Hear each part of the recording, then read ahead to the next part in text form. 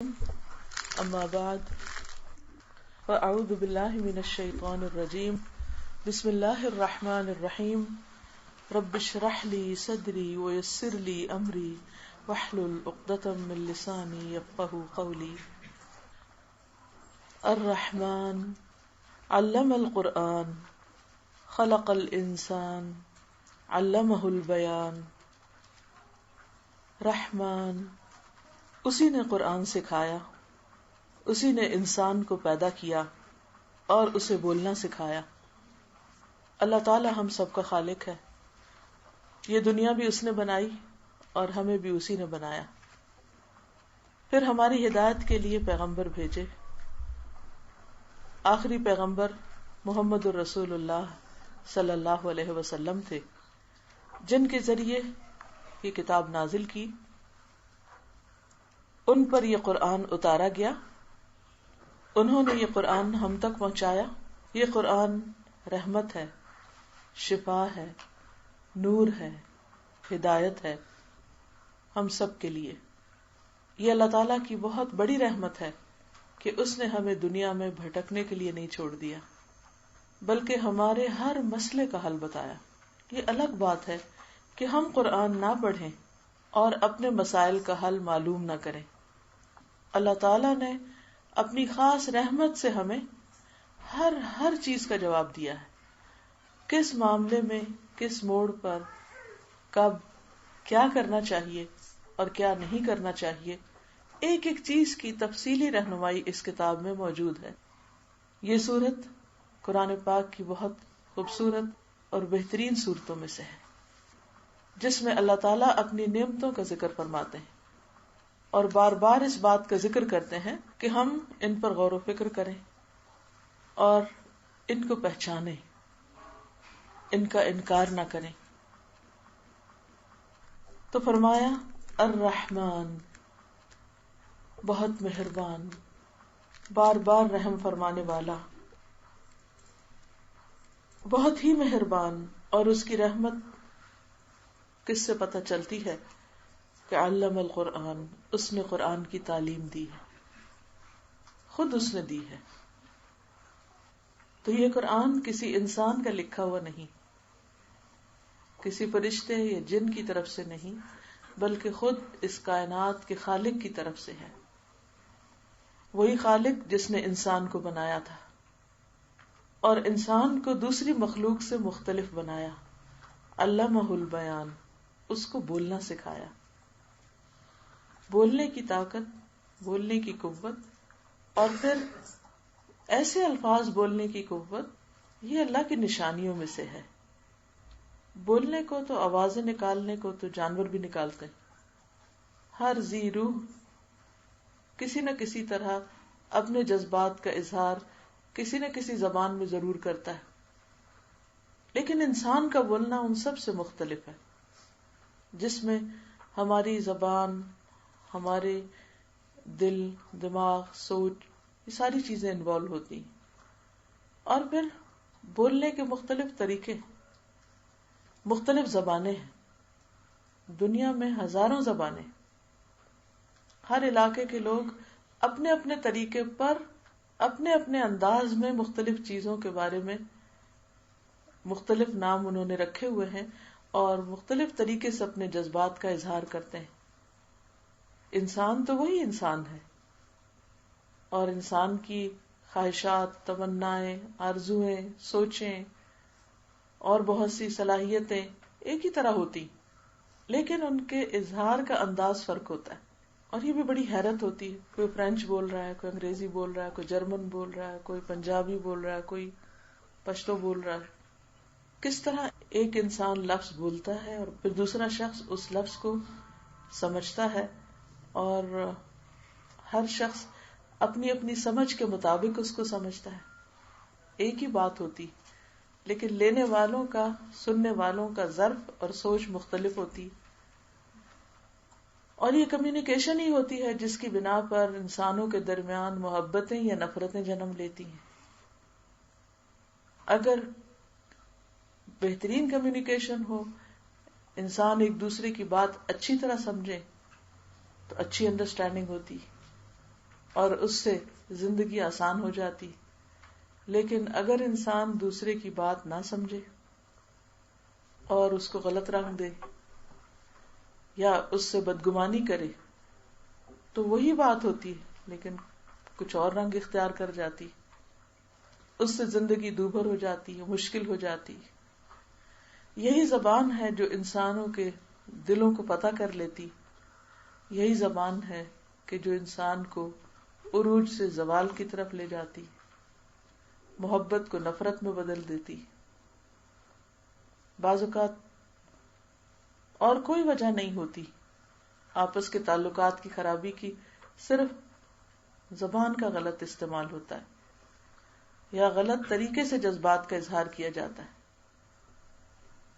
بعض اوقات جذبات بھی اچھے ہوتے ہیں لیکن ان کے اظہار کا طریقہ اچھا نہیں ہوتا یا وہ طریقہ دوسرے کو پسند نہیں آتا.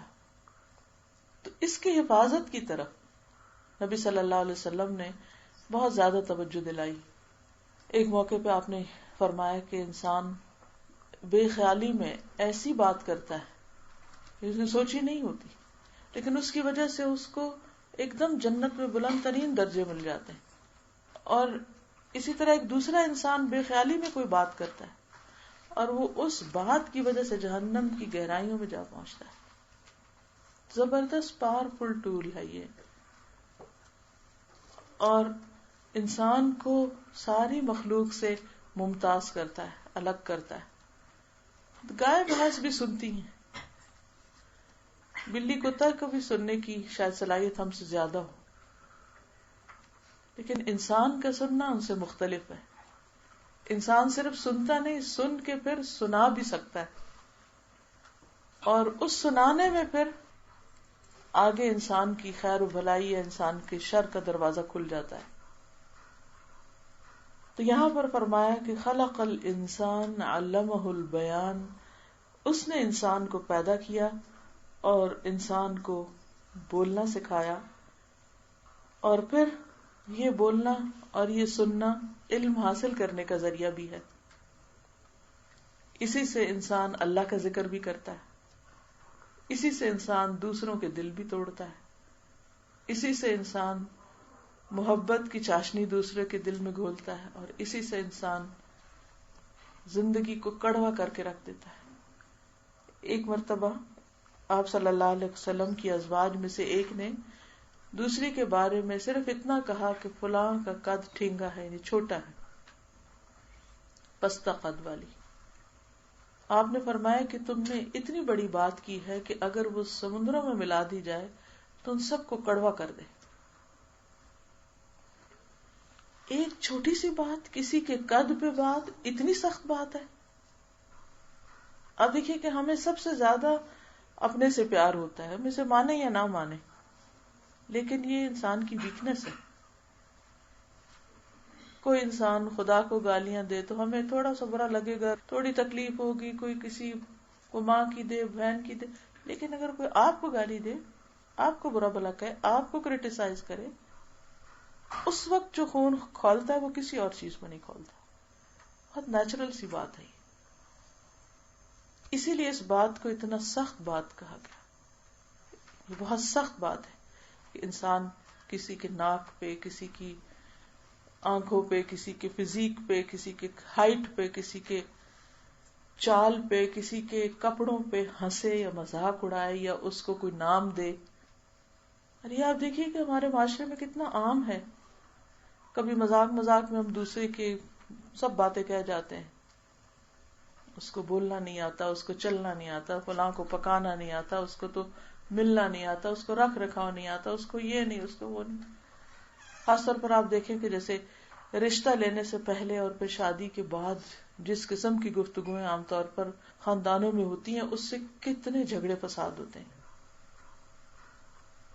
تو یہ جو بیان کی قوت ہے، یہ جو پار ہے، یہ انسان کے لیے بہت ہی، جہاں ایک طرف قیمتی اور بہت فائدہ مند چیز ہے، وہاں بہت ہی دنیا اور دین دونوں کے لحاظ سے بڑی نقصان دہ بھی ہے. آپ نے دیکھا ہوگا کہ بعض رشتے بڑے پیار کے ہوتے ہیں، محبت کے ہوتے ہیں، مثلا ماں اور بچے کا رشتہ کتنی محبت کا ہوتا ہے، لیکن آپ سوچئے کہ وہ کون سا وقت ہوتا ہے کہ جس وقت آپ کو بچوں کے اوپر بہت غصہ آتا ہے، جب وہ آپ کو جواب دیتے ہیں، جب وہ آپ کے ساتھ بدتمیزی کرتے ہیں، پھر آپ کے دل میں کیا آتا ہے، پھر آپ کیا سوچتے ہیں؟ اور پھر بچوں کی جب شادی ہو جاتی تو شادی کے بعد مثلا بیٹا ہے تو اس کی بیوی اگر آپ کے ساتھ بدتمیزی کرے یا آپ کے ساتھ اچھا اخلاق نہ برتے تو آپ کے دل میں کیا تکلیف ہوتی؟ اسی طرح اگر بیٹی ہے تو داماد اگر آپ کے ساتھ عزت اور احترام سے پیش نہیں آتا کیا کیفیت ہوتی؟ کہ انسان سوچتا ہے کہ میں نے اتنی محبت سے بچوں کو اتنی تکلیفیں اٹھا کے پالا اور آج یہ میرے ساتھ ایسا سلوک کر رہے ہیں. اسی لیے اللہ تعالیٰ نے قرآن مجید میں خاص طور پر یہ حکم دیا ہے کہ تم والدین کو اف تک نہ کہو. ولا تقل لهما اف ولا تنہرهما، اور ان سے ڈانٹ کے بات نہ کرو، سختی نہ کرو، بدتمیزی سے بات نہ کرو. وصاحبهما فی الدنیا معروفا، اور دنیا میں ان کے ساتھ معروف طریقے سے، اچھے طریقے سے زندگی بسر کرو، یعنی ادب احترام. اور پھر خصوصی طور پہ فرمایا کہ وَاخْفِضْ لَهُمَا جَنَاحَ الذُّلِّ مِنَ الرَّحْمَةِ، رحمت کے ساتھ اپنے کندھے ان کے سامنے جھکا کے رکھو، یعنی اکڑ کے نہیں بیٹھو، اکڑ کے معاملہ نہیں کرو، بدتمیزی سے نہیں دیکھو، بلکہ کیا کرو، تمہارے پوسچر سے بھی ادب نظر آنا چاہیے، جھلکنا چاہیے. یہ حکم اللہ کا حکم ہے جس نے ہمیں پیدا کیا ہے. اور قرآن مجید میں اللہ تعالیٰ کئی بار اپنے حق کے بعد والدین کے حق کی بات کرتے ہیں. وَبِالْوَالِدَيْنِ إِحْسَانًا، والدین کے ساتھ احسان کرو. احسان کا مطلب کیا ہے کہ جتنا وہ تمہارے ساتھ کرتے ہیں تم اس سے بڑھ کے کرو، اس سے زیادہ اچھا کرو، کیونکہ برابر میں اچھا کرنا عدل کہلاتا ہے. یہ نہیں اللہ تعالیٰ نے فرمایا کہ والدین کے ساتھ عدل کرو، انصاف کرو، کہ انہوں نے تمہارا بہت خیال رکھا اور تمہارے ساتھ اچھا کیا تو تم بھی اتنا اچھا رکھو. نہیں، اس سے بہتر کرو، اس سے زیادہ اچھا کرو. اسی میں انسان کی بھلائی ہے، اسی میں انسان کی خیر ہے. کیونکہ جب انسان اپنے ماں باپ کے ساتھ اچھا کرتا ہے، ساس سسر کے ساتھ اچھا کرتا ہے، تو ان کے دل سے جو دعائیں نکلتی ہیں، ان کی جو نیک تمنائیں ہوتی ہیں، وہ جو تنہائیوں میں اپنی دعاؤں میں پھر بچوں کو یاد کرتے ہیں، اس سے بچوں کی زندگی میں بہت برکت آتی، بہت خیر نصیب ہوتی.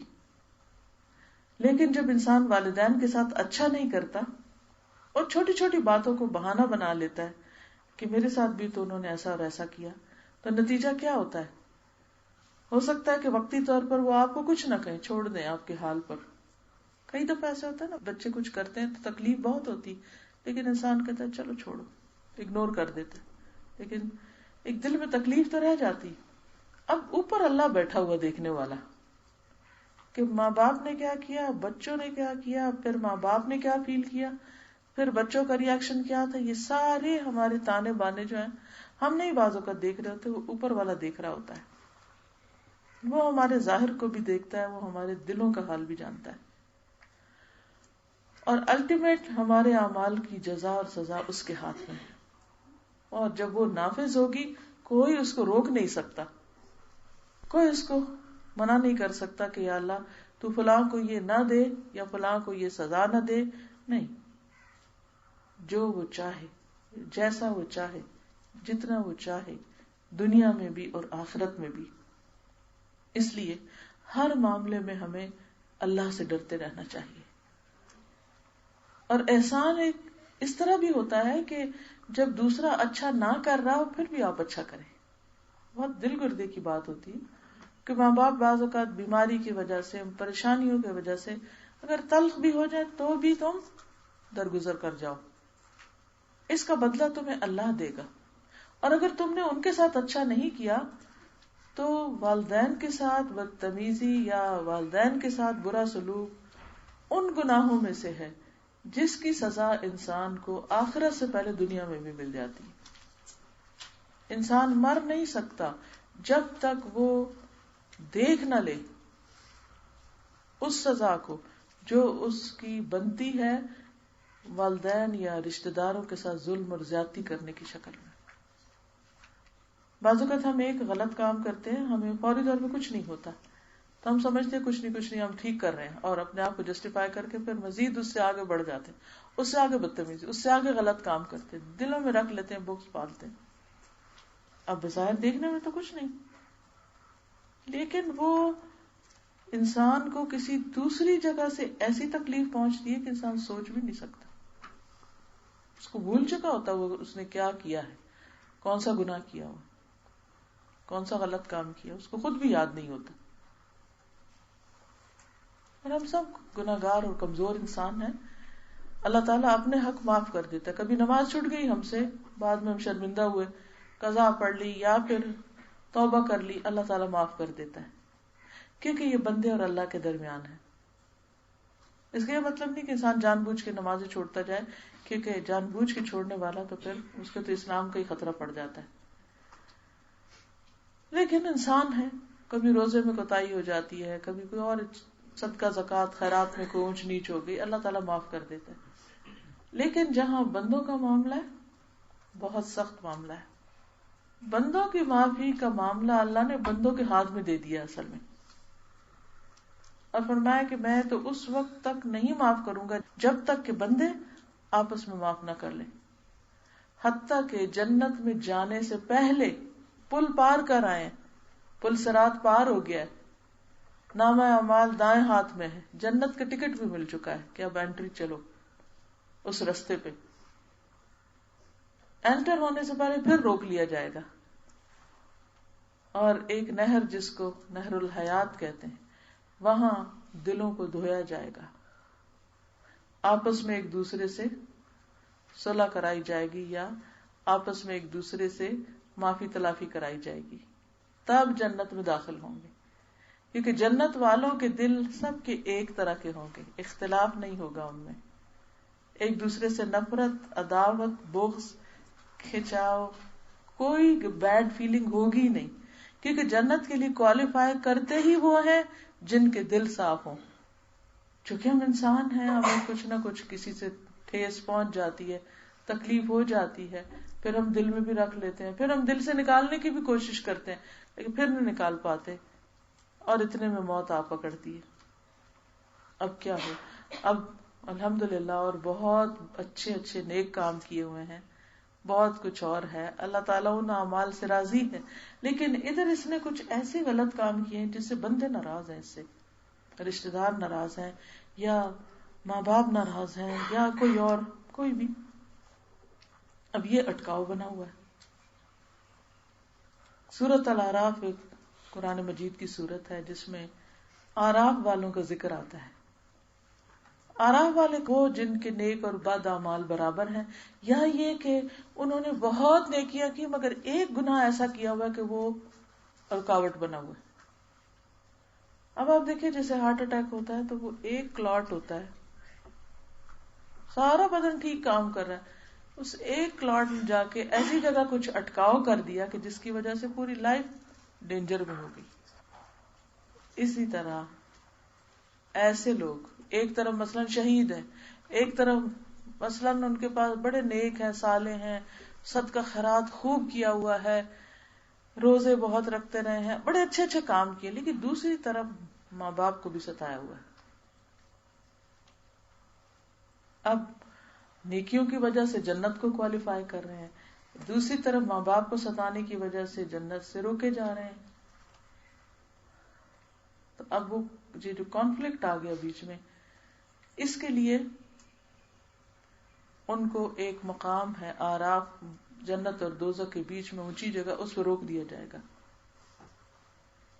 اور باقی لوگوں کے فیصلے ہوں گے, کوئی جنت میں جا رہا ہے, کوئی جہنم میں جا رہا ہے, کوئی ادھر کوئی ادھر, اور وہ کھڑے ہیں انتظار انتظار انتظار انتظار. جنت والوں کو دیکھیں گے تو خوش ہوں گے, طمع کریں گے, امید رکھیں گے ہم بھی ادھر جا سکے, اور جب جہنم والوں کو دیکھیں گے تو ڈر جائیں گے کہ اللہ ہمیں ادھر نہ پھینکنا, کیونکہ ان کا رزلٹ پینڈنگ ہے. بعض اوقات ہم کہتے ہیں نا ہم سارے کام کر سکتے بس اس بندے کو ہم نہیں معاف کر سکتے، اس طرح کی باتیں بھی ہم کرتے ہیں. یا ہم ساری چیزیں کر سکتے ہیں کہ ایک یہ بری عادت ہم نہیں چھوڑ سکتے، ہاں یہ بری عادت نہیں ہم چھوڑ سکتے، بس سب کچھ ٹھیک ہے بس یہ نہیں، یہ میری ویکنس ہے، اور پھر اپنے آپ کو جسٹیفائی کر لیتے ہیں. اچھا میں ساری نمازیں پڑھ لیتی ہوں بس عشاء نہیں مجھ سے پڑھی جاتی. یہ چوائس ہماری نہیں ہے کہ ہم اپنی مرضی سے ڈیسائیڈ کر لیں یہ ہم کر سکتے ہیں اور یہ نہیں کر سکتے. نہیں، عبادت کا تو مطلب ہی ہے اطاعت، الٹیمیٹ سبمیشن، اوبیڈینس، فرما برداری، کہ اللہ بندے سے کیا چاہتا ہے. تو اس صورت میں وہاں وہ جو رکاوٹ پڑی ہوئی ہے جا نہیں سکتے آگے، وہ ایسے ہی کسی کام کی وجہ سے ہو سکتی. آپ نے اپنی زندگی میں بھی دیکھا ہوگا کہ بعض اوقات آپ جو دعا مانگتے فوراً قبول ہو جاتی، جو مانگتے فوراً مل جاتا ہے، لیکن کوئی ایک چیز ہوتی ہے ساری زندگی اس کے لیے مانگتے رہتے ہیں اور وہ نہیں قبول ہوتی. تو انسان کہتا ہے کہ مسئلہ کیا ہے، میں نے اتنی قبولیت کی گھڑیوں میں مانگا، میں نے عمرہ کر کے مانگا، میں نے کعبہ دیکھ کے یہ چیز مانگی، میں نے فلاں چیز فلاں جگہ ایسا کیا ایسا کیا، اور ہمیں نہیں سمجھ آتی کہ کیا رکاوٹ ہے یہاں. اس وقت انسان اپنے اعمال کو دیکھے کہ کہیں اللہ کے ساتھ تو نہیں ایسا کر رہی کہ کوئی اپنا ایک عمل ہے اسے بدل ہی نہیں رہی، چھوڑ ہی نہیں رہی. آپ اس کو چھوڑ کے دیکھیں آپ کا وہ مسئلہ حل ہو جائے. اللہ تعالی کا نظام بڑے عدل پر مبنی ہے، اور یہ جو ہمارے لیے رکاوٹیں آ جاتی ہیں نا زندگی میں، یا کوئی دعائیں قبول نہیں ہوتی، یہ بھی ایک رحمت ہے اس کی. اس سے ہمیں اپنی اصلاح کا موقع مل جاتا ہے، اپنے محاسبے کا موقع مل جاتا ہے، اپنے آپ کا جائزے کا موقع مل جاتا ہے کہ ہم کچھ گڑبڑ کر رہے ہیں اور ہمیں درست ہو جانا چاہیے. اگر ہمارا ضمیر زندہ ہو، ہماری سوچ اچھی ہو، تو پھر مشکل نہیں ہوتی، پھر انسان خیر اور بھلائی کی طرف بڑھ جاتا ہے. کیونکہ اللہ تعالیٰ آگے فرماتے ہیں الشمس والقمر بحسبان والنجم والشجر یسجدان، سورج اور چاند حساب سے ہیں، ستارے اور درخت دونوں سجدہ کرتے ہیں. والسماء رفعها ووضع الميزان، اسی نے آسمان کو بلند کیا ہے اور اس نے ترازو رکھی ہے، میزان رکھا ہے. اللہ تطغوا فی المیزان، تاکہ تم میزان میں سرکشی نہ کرو، اس میں حد سے نہ بڑھو. یعنی وہ رب جس نے سورج، چاند، ستاروں، درختوں کو اطاعت کا حکم دیا اور وہ کر رہے ہیں، وہ رب جس نے زمین میں انصاف رکھا اور اس نے لوگوں کو حکم دیا، وہ ہم سے بھی کیا چاہتا ہے کہ ایک طرف ہم اللہ کی اطاعت کریں، کمپلیٹ سبمیشن، اور دوسری طرف کیا کریں، دوسری طرف ہم عدل سے کام لیں، بندوں کے حقوق کا خیال رکھیں اور ہر ایک کو اس کے مقام پر رکھیں. عدل کا مطلب یہ نہیں ہوتا سب کو ایک لاٹھی سے ہانکنا. عدل کیا ہے کہ جو جس جگہ پر ہے اس کو وہاں رکھا جائے. اب ایک طرف آپ کے بچے ہوتے ہیں، دوسری طرف آپ کے والدین ہوتے ہیں، کیا دونوں کے ساتھ برابر سلوک عدل ہے؟ نو، دونوں کے ساتھ برابری عدل نہیں ہے. اولاد کو اولاد کے مقام پہ رکھیں، ان کی ذمہ داری پوری کریں، والدین کو والدین کی جگہ پر رکھیں. ادب، احترام، احسان، یہ عدل ہے، یہ انصاف ہے، یہ خیر اور بھلائی ہے. جب بندے ضرورت مند ہو تو ان کا خیال کریں، اور جب اللہ کی عبادت کا وقت آئے تو پھر اس وقت اللہ کی عبادت کے لیے حاضر ہو جائیں. اس وقت پھر بندوں کو انتظار کرائیں کہ اس وقت میری نماز کا وقت ہے. ہم کیا کرتے ہیں؟ اللہ کے وقت میں بندوں کے حق کو یاد کرتے رہتے ہیں، اور بندوں کے حق میں ہمیں اللہ یاد آ جاتا ہے، گڑبڑ کرتے ہیں، عدل سے کام نہیں لیتے. اس لیے ہمیں جو کام جس وقت میں کرنا چاہیے، جو سلوک جس کے ساتھ کرنا چاہیے، جو جس چیز کا مستحق ہے، جو جس چیز کو ڈیزرو کرتا ہے، اس کے ساتھ ویسا ہی معاملہ کریں. اور جب تک ہم یہ کریں گے نہیں اس وقت تک ہماری زندگی کا مقصد پورا نہیں ہوتا. پھر اللہ تعالیٰ فرماتے ہیں وَأَقِيمُوا الْوَزْنَ بِالْقِسْطِ وَلَا تُخْسِرُوا الْمِيزَانَ، انصاف کے ساتھ وزن کو ٹھیک رکھو اور تول میں کمی نہ کرو. تول سے مراد یہاں حق دینے میں، کہ جو جس چیز کو ڈیزرو کرتا ہے اس کے حق میں کمی نہ کرو. مزدور کی مزدوری، اجرت، بڑوں کا حق، چھوٹوں کا حق، رشتہ داروں کا حق، غیروں کا حق، پڑوسیوں کا حق، پرندوں کا حق، جانوروں کا حق، سب کے طرف جس چیز کو استعمال کرتے ہو اس کا حق. کسی چیز کو مس یوز نہیں کرو، ابیوز نہیں کرو. جانور بھی ذبح کرو تو اس کے ساتھ احسان کرو. چھری اس کے سامنے نہیں تیز کرو. ہاتھ ہلکا رکھو. کسی خاص پروفیشن میں ہو تو وہاں اپنی ذمہ داری کو پوری طرح نبھاؤ. ڈاکٹر ہو یا انجینئر ہو یا کوئی کام تمہارے ذمہ ہے اس کو اچھے طریقے سے کرو. پھر فرمایا وَالْأَرْضَ وَضَعَهَا لِلْأَنَامِ، اسی نے مخلوق کے لیے زمین بچھائی. یہ زمین صرف ہمارے لیے نہیں، باقی کیڑے مکوڑے، جانور، پرند چرند درند سب کے لیے. ان کو بھی ان کا حق دو جینے کا اس پر. فِيهَا فَاكِهَةٌ وَالنَّخْلُ ذَاتُ الْأَكْمَامِ، جس میں میوے ہیں، خوشے والے کھجور کے درخت ہیں. وَالْحَبُّ ذُو الْعَصْفِ وَالرَّيْحَانِ، اور بھوسی والا اناج ہے، یعنی اناج کے اوپر کا جو چھلکا ہے اس کا ذکر ہے، اور خوشبودار پھول ہیں.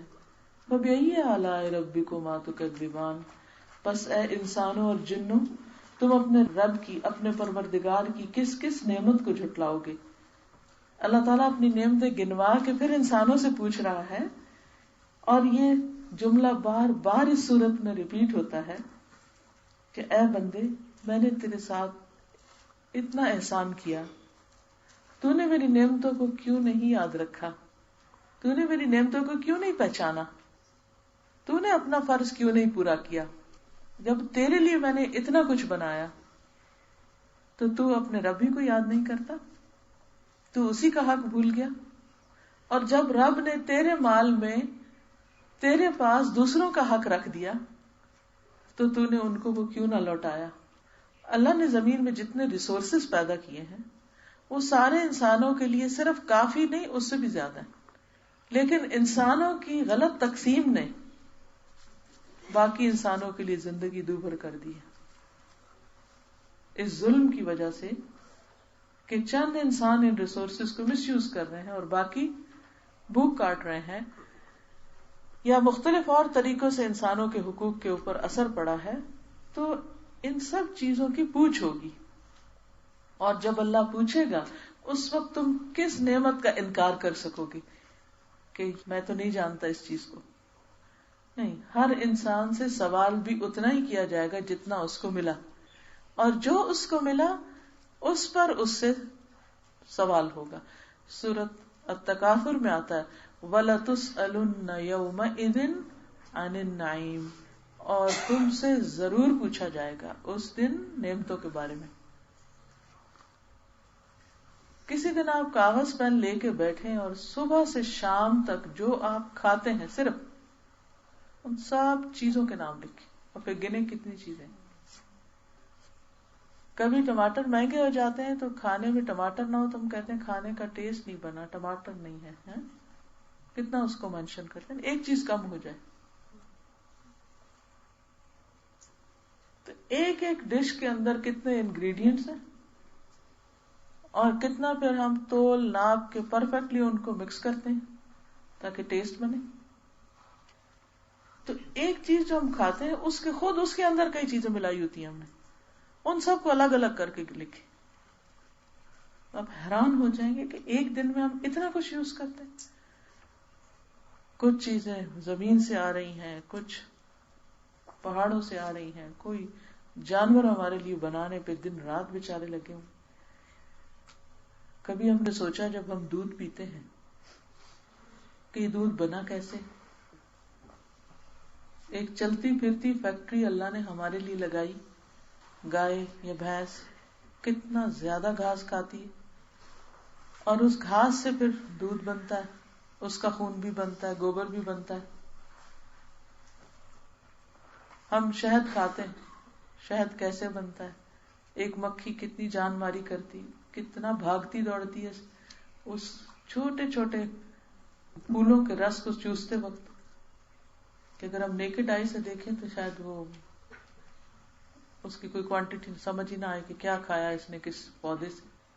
کتنی ہزاروں لاکھوں اڑانیں ہوتی ہیں اس کی تھوڑا سا شہد بنانے کے لیے، اور ہم بوتلوں پہ بوتلیں اور ڈبوں پہ ڈبے بھر کے گھر میں رکھے ہوئے ہوتے ہیں اور کھلا استعمال کر رہے ہوتے ہیں اور کبھی شکر ادا نہیں کرتے. کیا سوچتے ہیں ہم تو خرید کے لائے ہیں یا ہماری محنت سے ہمیں ملا ہے، لیکن بنایا کس نے؟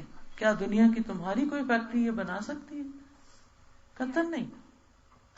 یہ اللہ نے تمہارے لیے بنایا ہے. تو تم اتنی نعمتیں استعمال کرتے ہو، کوئی صحت کی حالت میں، کوئی بیماری کی حالت میں، تو جب اللہ کے سامنے کھڑے ہوگے اور تم سے پوچھا جائے گا کہ ان نعمتوں کو پا کر تم نے مجھے کتنا یاد کیا، میری کتنی بات مانی، میرا کتنا شکر ادا کیا، تو ہمارے پاس جواب دینے کو کیا ہوگا؟ ہم کیا کہیں گے؟ پھر اللہ تعالیٰ مزید اور چیزوں کا بھی ذکر کرتے ہیں کہ اس نے انسان کو بجنے والی مٹی سے پیدا کیا جو ٹھیکری کی طرح تھی، جنات کو آگ کے شعلے سے پیدا کیا. پس تم اپنے رب کی کس کس نعمت کو جھٹلاؤ گے؟ کہ انسان اپنی تخلیق پر تو غور کرے کہ کس چیز سے وہ بنا ہے اور کیسی کیسی صلاحیتیں اللہ نے دی، اور اللہ نے انسان کو انسان بنایا. وہ رب ہے دونوں مشرقوں اور دونوں مغربوں کا. تو اے جن و انس، تم اپنے رب کی کس کس نعمت کو جھٹلاؤ گے؟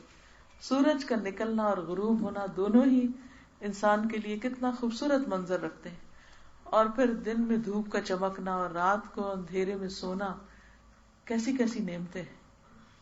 اگر ایک ہفتہ مسلسل سورج نظر نہ آئے تو دل کی کیا کیفیت ہوتی، اور اگر رات کو بھی سورج غروب ہی نہ ہو تو ہمارا حال تھکاوٹ سے کیا ہو. مرج البحرین یلتقیان، اس نے دو دریا جاری کر دیے جو ایک دوسرے سے مل جاتے ہیں. اور دیکھو کہ مختلف سمتوں سے پانی آتا ہے، پھر ایک جگہ ان کا ملاپ ہو جاتا ہے، وہ بھی کتنا خوبصورت منظر ہوتا ہے. بینہما برزخ لا یبغیان، ان کے درمیان ایک آڑ ہے کہ اس سے بڑھ نہیں سکتے. کبھی کلر ڈفرنٹ ہوتا ہے تو وہ مکس نہیں ہوتا، کبھی ٹھنڈا اور گرم، کبھی میٹھا اور کھاری. یہ آج کے دور کے انسان نے ڈسکور کیا. پانی تو کہیں بھی اکٹھا کرے فوراً ایک دوسرے میں گم جاتا ہے، لیکن وہ ساتھ چلتے ہوئے بھی اپنی آئیڈینٹی کیسے برقرار رکھتا ہے. کتنے سبق ہیں اس میں عقل رکھنے والوں کے لیے. یہ ساری نعمتیں اور یہ منظر اور یہ خوبصورتیاں اور یہ ضروریات انسان کی کس نے پوری کی، کس نے بنائی؟ کون ہے خالق، کون ہے مالک، کون ان سب کو پھر مینٹین بھی کیے ہوئے کہ یہ سب کچھ مسلسل مستقل طور پر ہو رہا ہے. ہم تو ایک دن عبادت کرتے ہیں، دوسرے دن پھر چھوڑ دیتے ہیں، ہمارے اندر کوئی اسٹیبلٹی نہیں. لیکن اللہ نے ہمارے لیے جو چیزیں پیدا کی ہیں وہ جم کے لگ کے کھڑی. مثلاً آپ اپنے باغ کے کسی پودے کو دیکھیں، سارا سال وہ ایک جگہ کھڑا ہے، ادھر ہی کھڑا ہے، اور پھر وہ پودا پھل دے دیتا ہے، پھر پھل دے دیتا ہے، پھر پھل دے. وہی کتنا تابعدار ہے، کھڑا ہے، وہ ادھر ادھر نہیں بھاگ کے جا رہا. جہاں آپ اس کو چھوڑ کے جاتے ہیں وہیں جا کے دیکھتے ہیں. تو ہمارا کیا حال ہے؟ ہم اپنے رب کے حضور کتنی دیر کھڑے ہوتے ہیں؟ ہماری نماز میں خشوع کتنا ہے؟ ہم کوئی بھی کام کرتے ہیں تو تھوڑے دنوں میں اکتا جاتے ہیں، ہم کہتے ہیں انف از انف، بہت کر لیا. خاص طور پر نیکی کا کام، برائی کرتے نہیں تھکتے، لیکن نیکی کسی کے ساتھ تھوڑی سی بھی کر لیتے پھر ہم اکتا جاتے ہیں. عام طور پر کیا ہوتا ہے ابتدا میں، مثلا کہ خدا نہ خاصہ کہیں ڈیتھ ہوتی ہے، سارے لوگ آ جاتے ہیں، جذبات میں سب آ جاتے ہیں، ایک ہنگامہ کر دیتے ہیں، ایک رش کر دیتے ہیں، پھر اس کو سارے چلے جاتے ہیں، پھر آہستہ آہستہ سب بھول جاتے ہیں، سارے اپنے کاموں میں لگ جاتے ہیں، اور آپ وہاں اکیلے اپنا صدمہ سہنے کو، سب چلے گئے. تو انسانوں کے مزاج کے اندر ہے ہی نہیں، تو ہر چیز میں تبدیلی آ جاتی ہے. لوگ بدل جاتے ہیں، دل بدل جاتے ہیں، حالات بدل جاتے ہیں، نفرت محبت میں تبدیل ہو جاتی ہے، محبتیں بے رخی میں تبدیل ہو جاتی ہیں. یہ ساری چیزیں اللہ کے اذن سے ہوتی ہیں. چونکہ اللہ نے امتحان کے لیے ہمیں بنایا، اس لیے وہ مسلسل تبدیلی کرتا ہے، اور پھر ہم سے دیکھتا ہے کہ اس تبدیلی میں ہم اس کی اطاعت میں جمے رہتے ہیں کہ نہیں، ہمارے اندر استقامت آتی ہے یا نہیں، ہم وقت پہ حاضر ہوتے ہیں یا نہیں. کیوں روزے سردیوں گرمیوں میں آتے ہیں، کیوں نمازوں کے اوقات مختلف اوقات میں ہوتے ہیں، اور پھر ان میں کیوں چینجز آ جاتے ہیں. وضو کرنا سردی میں بھی کرنا ہے، گرمی بھی، روزے رکھنے لمبے ہو یا چھوٹے، رکھنے ہی رکھنے. یہ سب اصل میں ہمارا امتحان ہے کہ ہم کتنی اطاعت کرتے ہیں اور کب تک کرتے ہیں. ہم سب کو غور کرنا چاہیے کہ جو احسان رب ہم پہ کر رہے ہیں، کیا جواباً ہم اس کے ساتھ خوشی سے معاملہ کر رہے ہیں. اور شیطان اتنا شاطر دشمن ہے کہ کوئی ایک ایسی بات ہمارے دماغ میں ڈال دیتا ہے اللہ کے خلاف، تو ساری نعمتیں میں بھولی رہتی ہیں اس کی. وہ ایک بات یاد رہتی ہے، اللہ نے میرے ساتھ اچھا نہیں کیا. پھر اپنے لیے ایک جسٹیفیکیشن تلاش کر لیتے کہ ہمیں بھی عبادت نہیں کرنی. حالانکہ اللہ کو تو ضرورت ہی نہیں ہماری کسی عبادت کی، نہ کرے نہیں کرنی تو. اس کی عبادت میں تو اتنے فرشتے جھکے ہوئے ہیں اور سجدے میں ہیں. تو جو کچھ ہم کر رہے ہیں وہ سراسر ہمارے اپنے ہی فائدے کے لیے. پھر اللہ تعالیٰ مزید نعمتوں کا ذکر کرتے ہیں، دریاؤں کے بعد، سمندروں کے بعد، کہ ان دونوں میں سے موتی اور مونگے برآمد ہوتے ہیں. کہاں کہاں اللہ نے نعمتیں پھیلا دی ہیں، کوئی پانی میں ڈال دی، کوئی پہاڑوں میں ڈال دی، کوئی زمین کی مٹی میں ڈال دی، کوئی درختوں میں رکھ دی، کوئی جانوروں میں رکھ دی. کتنی ورائٹی ہے، کتنے ڈفرنٹ مختلف طرفوں سے ہمارے لیے نعمتیں آ رہی ہیں. فَبِأَيِّ آلَاءِ رَبِّكُمَا تُكَذِّبَانِ. اور اللہ ہی کی ملکیت ہے وہ جہاز جو سمندروں میں پہاڑوں کی طرف بلند ہے. فَبِأَيِّ آلَاءِ رَبِّكُمَا تُكَذِّبَانِ.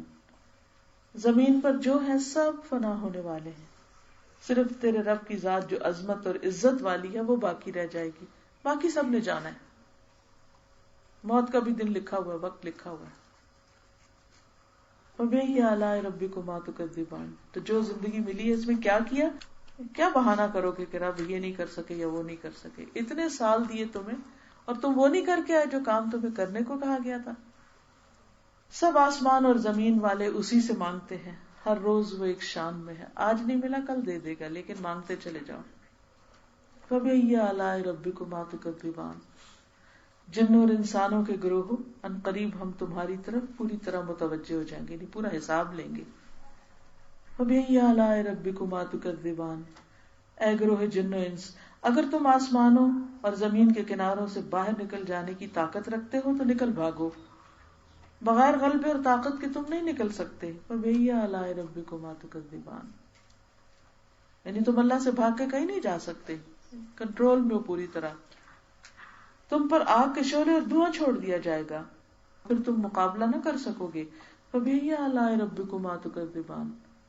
پھر جب کہ آسمان پھٹ کر سرخ ہو جائے جیسے سرخ چمڑا، یعنی قیامت کے دن آسمان رنگ بدلے گا اور پھر سرخی مائل ہو جائے گا.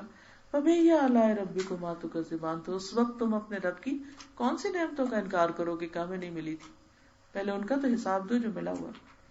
اس دن کسی انسان اور کسی جن سے اس کے گناہوں کے بارے میں نہیں پوچھا جائے گا، تو خود ہی پتہ چل جائے گا کہ کون کیا کر کے آیا. ہر ایک کا لیبل ماتھے پہ لگا ہوگا کہ کون کس طرح کا مجرم ہے. فَبِأَيِّ آلَاءِ رَبِّكُمَا تُكَذِّبَانِ. گناہگار صرف حلیے سے پہچان لیے جائیں گے، شکلوں پہ آ جائے گا، چہروں پہ آ جائے گا کون کیا کرتا ہے. ان کی پیشانیوں کے بال اور قدم پکڑ لیے جائیں گے. پس تم اپنے رب کی کن کن نعمتوں کو جھٹلاؤ گے. یہ ہے وہ جہنم جسے مجرم جھوٹا سمجھتے تھے، اس کا انکار کرتے تھے. اس کے اور کھولتے ہوئے گرم پانی کے درمیان چکر کھائیں گے. بھڑکتی آگ میں جلیں گے تو پیاس لگے گی، پانی پینے کو جائیں گے تو ابلتا پانی ہوگا، پھر واپس آئیں گے، پھر وہاں جائیں گے، پھر زندگی اسی میں گزر جائے گی. فَبِأَيِّ آلَاءِ رَبِّكُمَا تُكَذِّبَانِ. لیکن وہ شخص جو اپنے رب کے سامنے کھڑے ہونے سے ڈرا، اس کے لیے دو باغ ہیں. کبھی ایک میں ہوگا، وہاں سے تھوڑا دل بھر گیا تو دوسرے میں چلے گئے، دوسرے سے، یعنی اس کے پاس زیادہ چوائسز ہوں گی جو اپنے رب سے ڈر کے کام کرے. فَبِأَيِّ آلَاءِ رَبِّكُمَا تُكَذِّبَانِ. دونوں جنتیں بہت سی ٹہنیوں اور شاخوں والی ہیں. فَبِأَيِّ آلَاءِ رَبِّكُمَا تُكَذِّبَانِ. پھر تم اپنے رب کی کس کس نعمت کو جھٹلاؤ گے؟ ان دونوں جنتوں میں ہر قسم کے میووں کی 2 قسمیں ہوں گی. پھر تم اپنے رب کی کس کس نعمت کو جھٹلاؤ گے؟ جنتی ایسے فرشوں پہ تکیے لگائے ہوں گے جن کے استر دبیز ریشم کے ہوں گے. ان دونوں جنتوں کے میوے بالکل قریب ہوں گے، یعنی ہر وقت فریش سپلائی ہوگی، ڈائریکٹ فرام دا ٹری. یہ نہیں کہ پہلے رکھ کے ڈبوں میں ادھر ادھر پیکنگ میں ان کو ریزرو کر کے رکھا ہوگا، نہیں، لٹک رہے ہوں گے اور جس وقت جہاں سے چاہیں گے صرف اشارہ کریں گے تو وہ آٹومیٹیکلی ان تک پہنچ جائیں گے جو بھی وہ کھانا چاہیں گے. وہاں شرمیلی نگاہ والی حوریں ہیں جنہیں ان سے پہلے کسی جن و انس نے ہاتھ نہیں لگایا. پس اپنے پالنے والے کی کس کس نعمت کو جھٹلاؤ گے؟ تو اس سے پتہ چلتا ہے کہ عورت کا جو حسن ہے اس کے شرم و حیا میں ہے. وہ یاقوت اور مونگے کی طرح ہوں گی. پس تم اپنے رب کی کن کن نعمتوں کو جھٹلاؤ گے؟ احسان کا بدلہ احسان کے سوا کیا ہو سکتا ہے؟ اپنے رب کی کس کس نعمت کو جھٹلاؤ گے؟ اور ان کے سوا 2 جنتیں اور ہیں. پس تم اپنے رب کی کن کن نعمتوں کو جھٹلاؤ گے جو دونوں گہری سب سیاہی مائل ہیں، ڈارک گرین. فبأي آلاء ربكما تكذبان. ان میں 2 جوش سے ابلنے والے چشمے ہیں، نیچے سے اوپر فوارے. فبأي آلاء ربكما تكذبان. ان دونوں میں میوے اور کھجور اور انار ہیں. فبأي آلاء ربكما تكذبان. ان میں نیک سیرت خوبصورت عورتیں ہیں. فبأي آلاء ربكما تكذبان. گوری رنگت والی خیموں میں رہنے والیاں ہیں. بس اے انسان و جن، تم اپنے رب کی کن کن نعمتوں کو جھٹلاؤ گے؟ ان کو کسی انسان یا جن نے اس سے پہلے ہاتھ نہ لگایا ہوگا. فبأي آلاء ربكما تكذبان. سبز مسندوں، عمدہ فرشوں پر تکیے لگائے ہوں گے. فبأي آلاء ربكما تكذبان. تبارک اسم ربک ذی الجلال والاکرام. تیرے رب کا نام بہت بابرکت ہے جو عزت و جلال والا ہے. اس لیے تم اس کی عزت کرو یا نہ کرو، تم اس کے فیصلوں پر اعتراض کرو، جو بھی کرو، آخر کار اسی کے حضور حاضر ہوگے اور تمہارا معاملہ اسی کے ساتھ ہوگا. اللہ تعالی ہمیں اپنا پسندیدہ بنا لے. وآخر دعوانا ان الحمد للہ رب العالمین. کسی نے کہا کہ آپ نے ماں باپ کی خدمت اور رشتہ داروں سے اچھے سلوک کا کہا، تو کہا کہ آج کل لوگوں کو خوش کرنا بہت مشکل کام ہے. یہ آپ کی بات درست ہے کہ لوگوں کو خوش کرنا مشکل ہے، لیکن اگر آپ اللہ کی خاطر جو ضروری چیزیں ہیں وہ آپ کر لیتے ہیں تو پھر معاملہ اللہ پہ چھوڑ دیں، کیونکہ دل تو اللہ کے ہاتھ میں، وہ ہم تو نہیں خوش کر سکتے کسی کو. آپ اس بچے کے لیے بھی دعا کریں. چھوٹی چھوٹی چیزیں اپنے ہاتھ سے بناتے ہیں اور یہ میں سمجھتی ہوں کہ بہت اچھی مثال ہے اور ماؤں کے لیے بہت اچھا سبق ہے کہ ہم بچوں کو مصروف کرنے کے لیے ٹی وی لگا دیتے ہیں اور اچھی بری ہر چیز سیکھتے رہے، لیکن جب بچے اپنے ہاتھوں سے اچھی اچھی چیزیں بناتے ہیں تو دیکھتے ہیں کہ ان کا دماغ اچھا کام کرتا ہے، مصروف رہتا ہے، ان کو نئی نئی ایکٹیویٹیز آتی ہیں اور ایک ہیلدی ایکٹیویٹی ہے. اور کسی کے آپ دیکھیے کہ کتنی خوبصورت چیز ہے، اور یہ صرف یہ آپ کاغذ سے بنی ہوئی ہے، صرف یہ ایک آرٹ ہے چیز کو موڑنے کا کہ کس اینگل پہ آپ نے اس کو موڑا ہے. میں تو ماں کو بھی کریڈٹ دیتی ہوں کہ جس نے بہت اچھے کام میں اپنے بچے کو لگایا ہے. ماں اگر تھوڑی سی بھی توجہ کرے تو بچوں کے اندر جو ٹیلنٹ ہے وہ باہر آئے اور انسانیت کے لیے بہت فائدے کے بن جائے. اور آپ کو پتہ ہے میرا کوئی ارادہ نہیں تھا سورۃ الرحمن کرنے کا. میں سن رہی تھی تو سنتے سنتے میرے دل کو عجیب ایک کیفیت ہوئی کہ اتنا کچھ اللہ نے اس سورت میں بتایا، خاص طور پر زبان کے بارے میں. علامہ البیان، اللہ نے تک بولنا سکھا دیا. اس بولنے سے میں نے کیا کام لیا؟ تو ایک طرف تو یہ ہے کہ اللہ کی رحمت ہے اس میں، دوسری طرف یہ کہ اس میں بہت بڑی وارننگ زبان کے حوالے سے. سبحان اللہ والحمد للہ ولا الہ الا اللہ واللہ اکبر ولا حول ولا قوة الا باللہ العلی العظیم. اللہم صل علی محمد وعلی آل محمد کما صلیت علی ابراہیم وعلی آل ابراہیم انک حمید مجید. اللہم بارک علی محمد وعلی آل محمد کما بارکت علی ابراہیم وعلی آل ابراہیم انک حمید مجید. ربنا آتنا فی الدنیا حسنۃ وفی الآخرۃ حسنۃ وقنا عذاب النار ربنا لا تزغ قلوبنا بعد إذ هديتنا وهب لنا من لدنك رحمة إنك أنت الوهاب ربنا هب لنا من أزواجنا وذرياتنا قرة أعين واجعلنا للمتقين إماما لا إله إلا أنت سبحانك إني كنت من الظالمين لا حول ولا قوة إلا بالله العلي العظيم لا إله إلا الله وحده لا شريك له له الملك وله الحمد وهو على كل شيء قدير لا حول ولا قوة إلا بالله لا إله إلا الله لا نعبد إلا إياه له النعمة وله الفضل وله الثناء الحسن لا إله إلا الله مخلصین لہ الدین ولو کرہ الکافرون. یا اللہ پاک جو کچھ ہم نے پڑھا ہے ہمیں اس پر عمل کرنے والا بنا دے. اللہ ہمیں اپنی زبان کی حفاظت کی توفیق عطا فرما.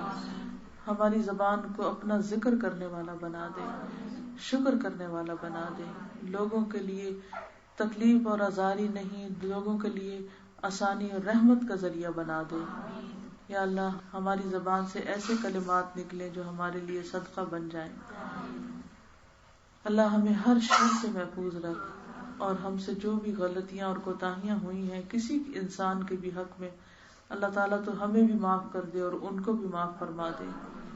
یا اللہ تو ہم سب کو صحت اور عافیت سے نواز, اس گھر پر اپنی خیر و برکت نازل فرما, رحمت نازل فرما. جتنی بہنیں آئی ہیں ان کا آنا قبول فرما. یا اللہ تو ہم سب کو ہر برے وقت سے محفوظ رکھ, اور اب ہمارے گناہوں کی وجہ سے ہمیں نہ پکڑنا. اللہ پاکستان کی حفاظت فرما, اللہ ہر برے وقت سے بچا. یا رب العالمین ہر شخص جس بات پہ پریشان ہے ان کی پریشانی دور فرما. یا اللہ ہمارے بچوں کو صحت اور عافیت عطا فرما, انہیں نیک ہدایت عطا فرما, انہیں ایمان کی دولت نصیب فرما. ہمارے والدین پہ اپنی رحمت فرما. یا اللہ جو دنیا سے جا چکے ان کی بخشش فرما. یا رب العالمین تو ہماری اولاد کو ہماری آنکھوں کی ٹھنڈک بنا دے. اللہ انہیں ہمارے لیے آزمائش نہ بنانا, فتنہ نہ بنانا. یا اللہ ہمیں اپنی زندگی کی بھی قدر کرنے کی توفیق دے, عمل کرنا سکھا دے, اور جو کام بہترین ہو ہمیں ان رستوں پر چلا دے. یا اللہ ہم کمزور ہیں, ہمارے فیصلے بعض اوقات نقصان دہ ہوتے ہیں ہمارے اپنے ہی حق میں, ہمیں ہر معاملے میں بہترین فیصلے کرنے کی توفیق عطا فرما. یا رب العالمین ہم سب تجھ سے رحمت کی فریاد کرتے ہیں. یا اللہ تمام بیماروں کو شفائے کاملہ اور عاجلہ نصیب فرما. یا اللہ تو ہم سب کو اپنی زندگی سے بھرپور فائدہ اٹھانے کی توفیق دے, زندگی کا ایک ایک لمحہ اچھے کاموں میں گزرے, ہماری نیتوں کو اپنے لیے خالص کر لے. اللہم انی اعوذ بک من الہم والحزن والعجز والکسل والجبن والبخل وغلبۃ الدین وقہر الرجال. ربنا تقبل منا انک انت السمیع العلیم وتب علینا انک انت التواب الرحیم.